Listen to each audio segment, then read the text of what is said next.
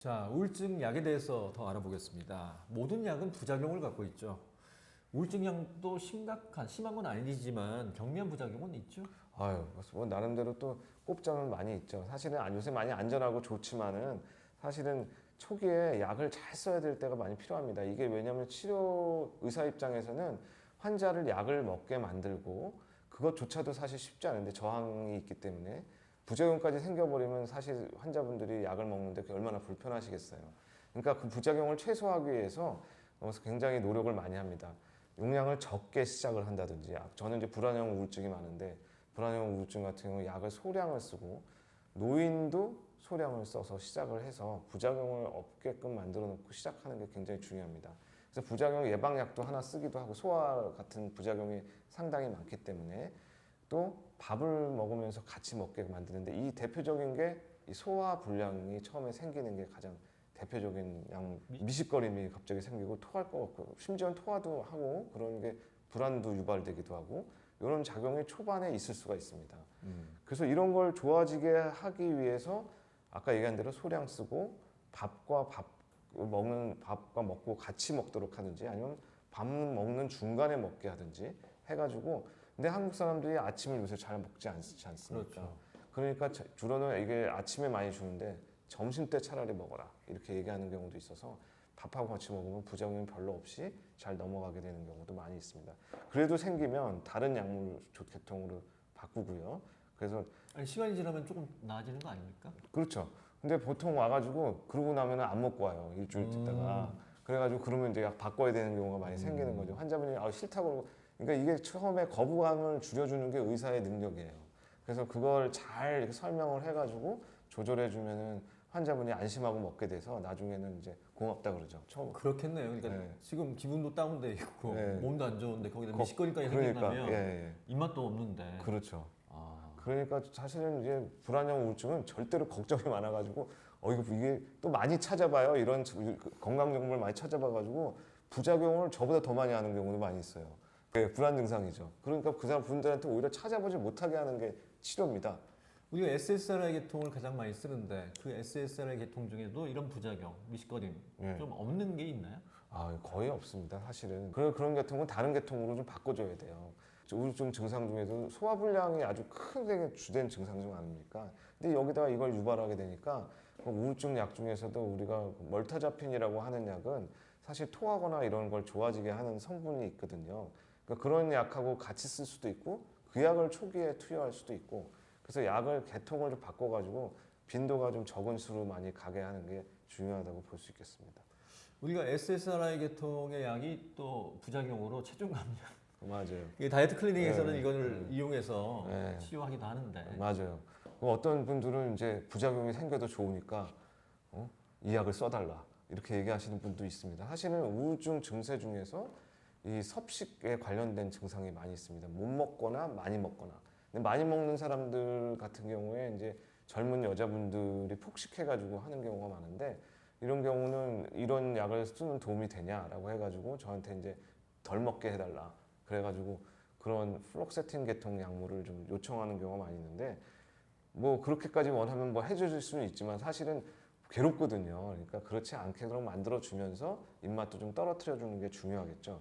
근데 약물을 처음에는 한 달에서 두 달은 입맛이 떨어지지만 그 이후에는 오히려 6개월 후에는 입맛이 증가되는 경우도 있다 그래가지고 단기간 약을 쓰는 게 굉장히 중요합니다.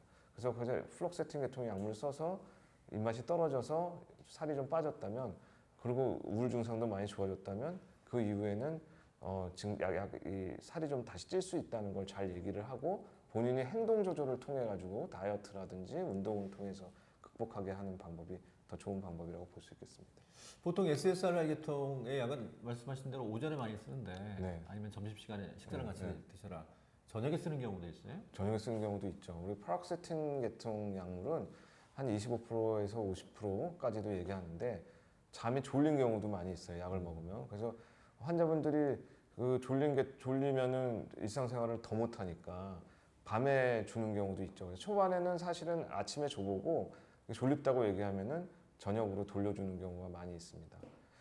근데 자기 전에 복용하는 경우 좀 불편을 겪는 경우도 있다면서요. 아, SSRI 계통의 약. 그럼요. 세로토닌은 사실은 낮에 복용시키는 이유가 아침이나 낮에 복용시키는 이유가 잠을 방해할 수가 있어요.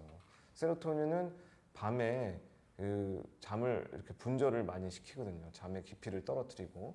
그래서 세로토닌 약물은 그래서 아침이나 점심 때 먹는 게 원래 원칙이고 좀 많이 좋아져가지고 잠이 좀 이렇게 안정이 많이 된 사람은 저는 약을 한 번 복용률을 높이기 위해서 저녁에 한꺼번에 몰아주기도 합니다만 그런 경우라도 잠이 괜찮은 걸 잘 확인을 하면서 가야 됩니다.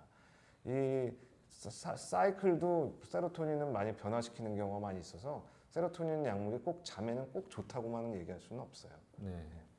이전에 제가 렐리넌트 때 살 빼려고 아, 그러셨어요? 프로작을 먹어본 적이 있어요. 네. 한 3주 먹었는데 주위에서 사람들이 이제 저보고 순해졌다. 네. 욕심이 사라진 것 같다. 사람이 많이 바뀌었다는 얘기 들고 제가 깜짝 놀라서 이거 렐리넌트 때는 좀 경쟁해야 되잖아요. 네. 그래서 열심히 제가 약을 하셨죠. 끊었던 적이 있는데 좀 둔해지거나 이 약을 먹으면 네네네. 좀 재미를 못 느끼는 경우가 있거든요. 맞아요. 그 세로토닌 약물이 사실은 우리가 그 무쾌감증 같은 거를 잘 유발할 말이 수가 좀 있어요. 어렵죠. 무쾌감지. 그 쾌감이 없어, 즐거움이 없어. 그런 것들을 유발하는 경우가 있어요. 그것도 이제 우울 증상의 일부일 수도 있는데 그게 아니고 약을 쓰고 난 다음에 그것이 생겼고 약을 빤 다음에 그게 좋아졌다면 그거는 증상이 아니라 부작용으로 이제 분류할 수 있겠습니다.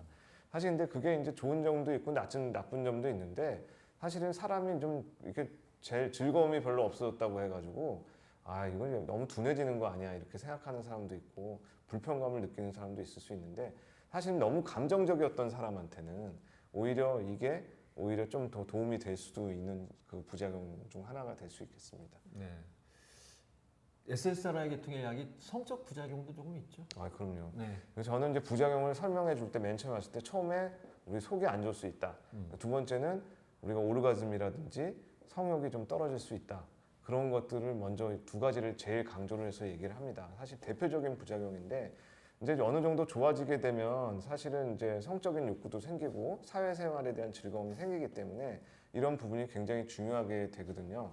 그래서 우리나라에는 SSRI가 처방률이 사실 제일 높은 편이긴 한데 외국 같은 경우는 이런 부작용 때문에 남성들 같은 경우에는 SSRI 계통보다는 우리가 그 부프로피온이라고 하는 도파미너직한 약이 메인인 그런 약들을 쓰게 하기도 합니다. 그러면 이제 쾌감도 좀 많아지고 성적인 어떤 부작용이 적거든요. 그래서 처방률이 그쪽은 서구에서는 좀 높은 편인데 그런 걸 굉장히 중요하게 생각하는 거죠. 근데 우리가 성적인 부작용은 나중에 삶의 질을 떨어뜨릴 수 있기 때문에 우리가 가뜩이나 최근에는 우리 섹스리스 부부도 상당히 많잖아요. 우리가 그 우울증을 좋아지게 한다고 해놓고 그런 부작용을 일으킨다면 사실은 그것도 삶의 질을 낮추는 요인이 되기 때문에 조심해야 될 것 같고요. 그거 말고도 최근에 나온 브린텔릭스라든지 아니면 데스벤라팍신이라고 하는 약들은 이런 성적인 부작용이 좀 적습니다. 그래서 그런 약으로 교체해서 치료한다든지 하는 그런 치료들이 많이 시도되고 있죠. 약을 끊으면 근데 멀쩡해져요. 그래가지고 너무 걱정 안 하셔도 되고요. 어떤 경우는 SSRI 계통 약물을 잘 유지하더라도 하루만 우리 드럭 할러데이를 갖자. 부부관계하기 하루 전날에 그 약을 끊고 하루만 지켜보는 거죠. 그래서 그 부부관계하고 다시 약을 먹으면 일주일에 한 번 정도는 안 먹는 거죠. 그런 방법으로 시도하는 방법도 있기는 합니다. 네. SSRI도 끊을 때 좀 이렇게 감량해서 끊어야 되죠. 그럼요. 한꺼번에 그러니까 환자분이 자의적으로 끊으면 안 된다고요. 금연 예. 증상 올 수 있다고. 예, 제법 있습니다. 사실은 우리가 이제 의사들이 많이 강조는 안 하는데 환자들이 약을 딱 끊어가지고 굉장히 안 좋았다 그러고 이제 오는 경우가 많거든요. 이게 사실은 이 금단 증상 중 하나인데 SSRI가 의존성은 없지만 내성이 크지 않으니까 이런 금단 현상은 있을 수가 있습니다. 특히 이제 SSRI 중에서도 우리 반감기가 짧은 약물, 우리 파록세틴 같은 약물들은 그 반감기가 24시간 이내인 경우가 많기 때문에 그러면 약을 딱 끊으면은 약이 갑자기 약효가 떨어지잖아요. 그러면 몸이 거기 적응을 못 해가지고 우리가 두통이 생긴다든지 아니면은 몸살, 어지럼증, 뭐 떨림 같은 것들을 계속 가질 수가 있어요. 근데 그러면 이거 약간 금단 현상 때문에 생겼구나. 약을 다시 먹으면 금세 좋아지는데 사실 이런 이유 때문에 약을 또 먹기가 또 싫어하는 사람들이 생길 수도 있고요. 이제 그래서 이런 분들한테는 약을 가끔씩 끊어야 되고 이래야 되는 사람들한테는 그 작용 시간이 긴 약물을 쓰기도 합니다. 그리고 아까 얘기한 입맛 떨어지는 플록세틴 같은 경우는 작용 시간이 길거든요. 근데 그러면은 그런 금단 증상이 적게 되죠. 그래서 이런 약으로 교체해서 치료하기도 하고 그런 식으로 합니다.